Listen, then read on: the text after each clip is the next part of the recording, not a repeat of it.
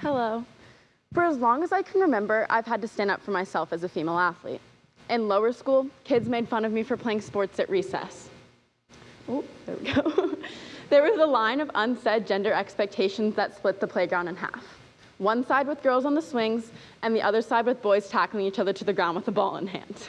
Now, maybe I was just naive, or maybe I didn't care, but every day when it came time for recess, I'd pick up my ball and march right over that line on my way to a court full of boys. Throughout the tragically awkward years of middle school, I remained confident in my athletic abilities.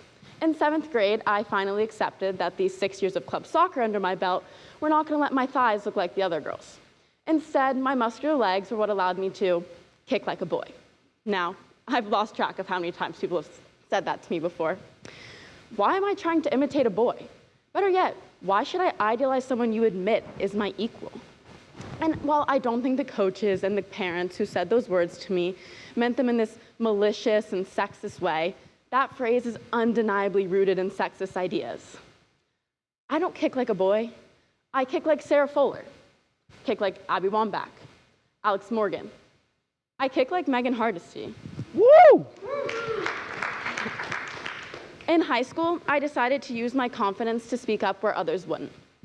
And while Pace has never done anything intentionally sexist or purposely given the boys' teams more opportunities than the girls' teams, minor discrepancies between the girls and the boys' programs give off the impression that the girls' teams are less important.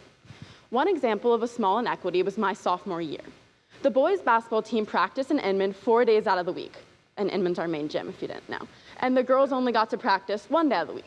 I and other girls on the team, feeling frustrated with the lack of consideration for our gym time, stood up and asked our coach if he could work out a better practice schedule with the boys' coach. Thankfully, this year, after the two coaches had a conversation, they evened out the practice schedule. Another example is, before every home game, the boys' basketball team takes up half of our warm-up court, even though it's an hour and a half before their game. The only way for us to get them off the court is to run across the court and physically kick them off, which we do every game. Now, a more recent example is our soccer game was not recorded, but the boys' was. Now, the reason for this remains unclear, but the more important thing is that I and other girls on the team stood up to our coach and asked him to help us ensure that this never happens again. And while gym time or unrecorded games may come across as minor and unimportant issues, they add up. Now, in my experience in today's culture, it's hard to find blatant and obvious gender discrimination. However, women are constantly and continuously working to overcome the long-lasting effects of sexism and stereotypes. A perfect example is what's happening with the NCAA tournament right now. The girls only given a dumbbell rack while the boys have an entire room equipped with squat racks and cardio equipment. The best way for me and for all of you to eliminate small areas of gender inequity is to confidently attack individual issues such as dumbbell racks, unrecorded game film, gym time. Now, confronting individual issues with requests and reasons for change eliminates the possibility for us to be ignored, or for just to be handed a list of excuses as to why things were just the way they always were. Now, you may be sitting there as a guy being like, this doesn't affect me. I don't really know what I can do to help. Or maybe you don't even play sports, so you just don't feel like it's something that you can help. Wrong. I'll give you another example. This week, I went up to my male soccer coach and I said, hey Declan, what's up? I just wanted to let you know I am going to be giving a TED Talk this weekend about sexism within female athletics. And instead of being like, oh Megan, that's not a thing, that doesn't happen. You're presented so many opportunities by the school, which I am. He said, what time is it? I want to be there to support you. He goes, I've noticed it, everyone else has noticed it. Use your platform to speak up and stand up for yourself. We need more people like him. Now, to be completely honest, I was terrified to give this speech, and not just because I'm petrified of public speaking, as evident by my very shaking hands right now. I was afraid that I was going to sound like I was complaining, ungrateful, rambling about issues that don't really matter. I felt like I was sort of teetering on this line of what I could say and what I couldn't. So to validate my feelings, I talked to my teammates. Every single person I spoke with, whether on the basketball team, the volleyball team, the soccer team, had the similar feeling that their respective sport received less attention and fewer opportunities than the boys' teams did. Those conversations gave me the confidence to stand up here today and challenge the status quo.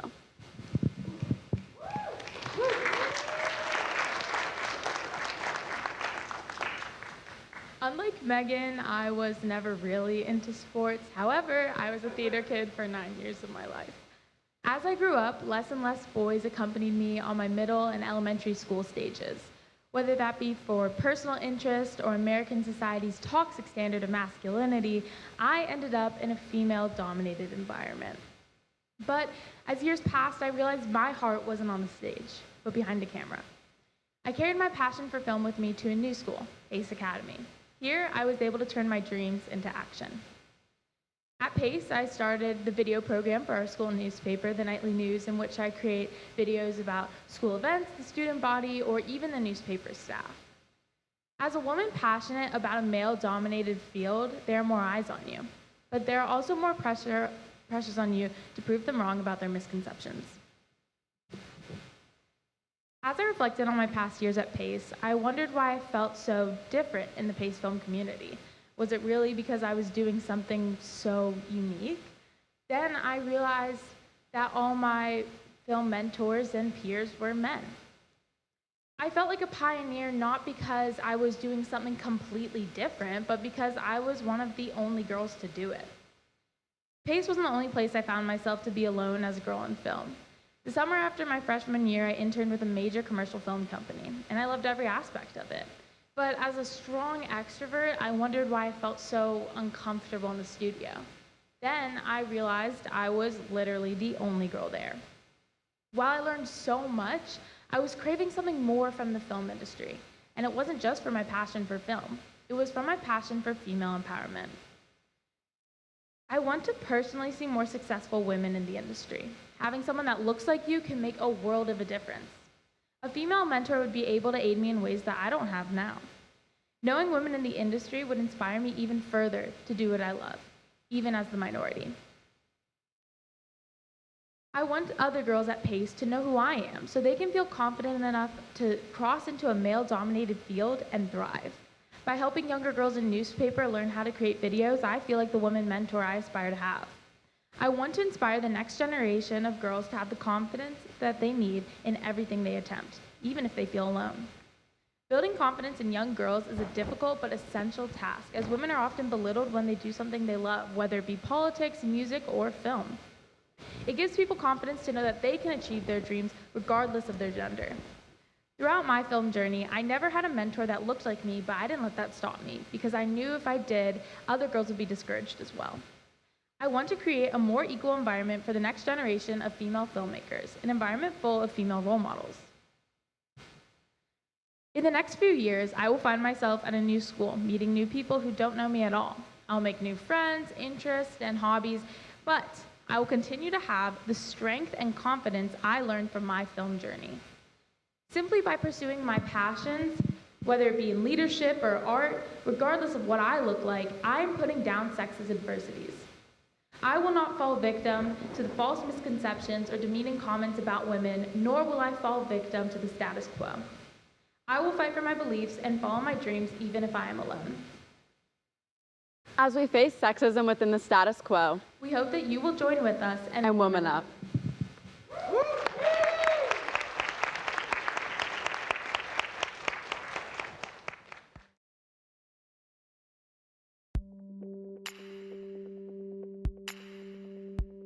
I'm Helen Smith. My name is Christine Jacobson Carter. Selby Hill. Isabel Batista. Taylor Weidman. Kate Romero. Kate Leach. Nina. I'm Amalia Haviv. And I'm Megan Hardesty.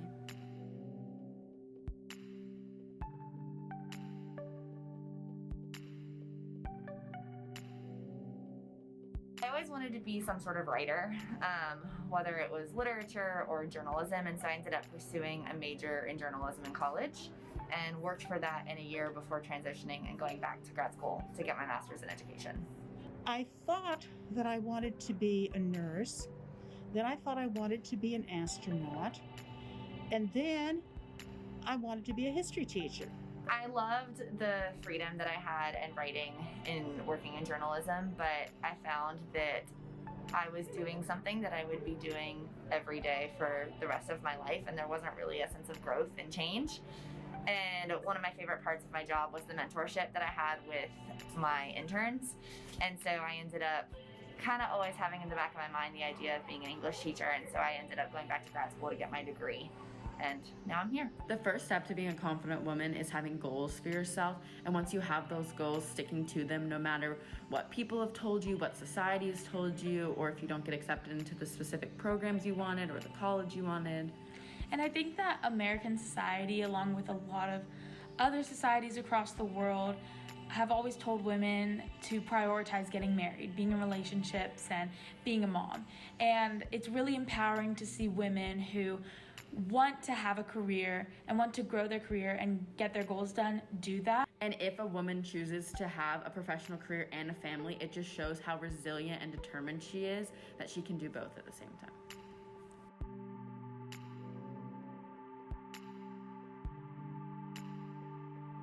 I want to work in foreign service, and I would love to eventually one day be the U.S. ambassador to France. I want to be a computer scientist when I grow up. I either want to be a marine biologist or an exotic pets veterinarian. I want to go into academia, so I want to be an English literature professor and researcher. I want to be a soccer player.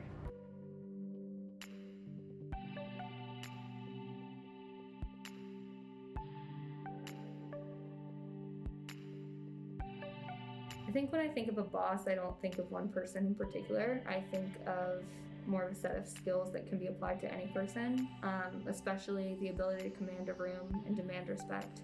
A boss is someone who provides structure and encouragement and parameters, someone who creates an environment of cooperation and helpfulness and support.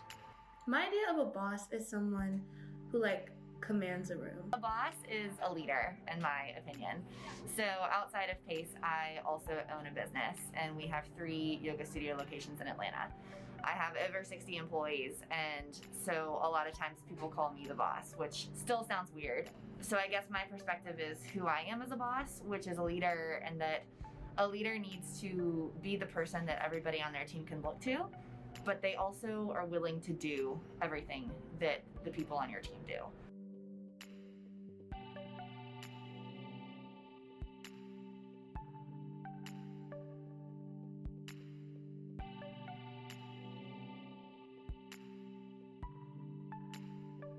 All the first ones are basically boys, and if I scroll down, basically the last ones are women. It makes me feel kind of sad because women can be bosses too. It kind of disturbs me that a lot of bosses are boys and guys. Women can also be bosses too.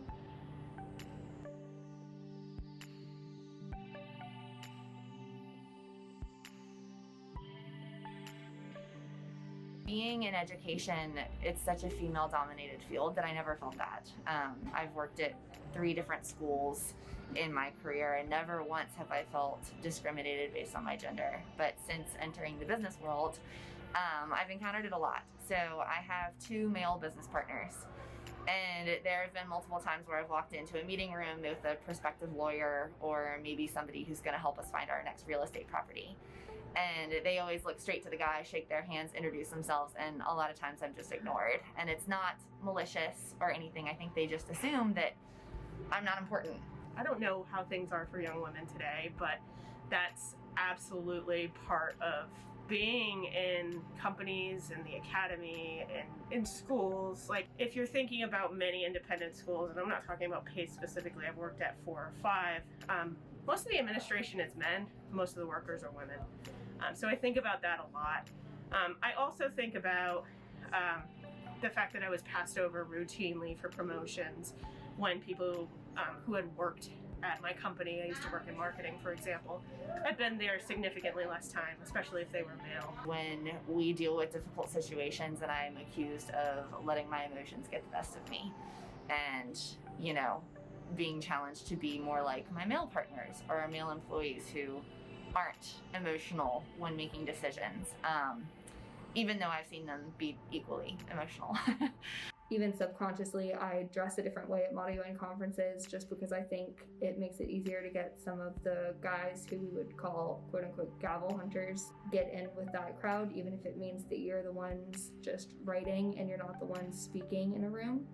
Once at a conference, I wrote an entire document and handed it to someone that I was working with because he said that he wanted to add something to it.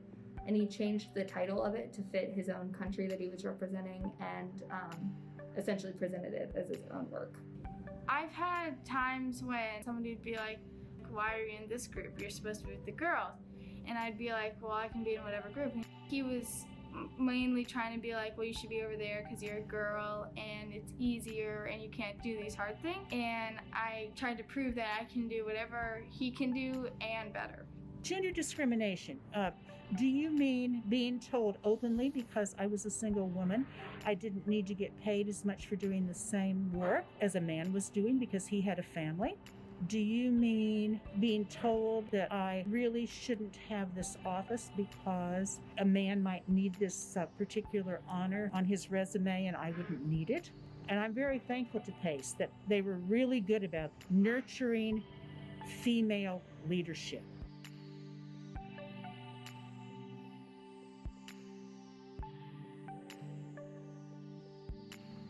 Well, I think try hard seems to have kind of a negative connotation. Negative connotation. Negative connotations. It's just saying that someone works really hard. So I don't think try hard is really an insult. It's just a compliment saying that you work really hard. To do whatever you can do as hard as you can without trying to prove it to somebody else.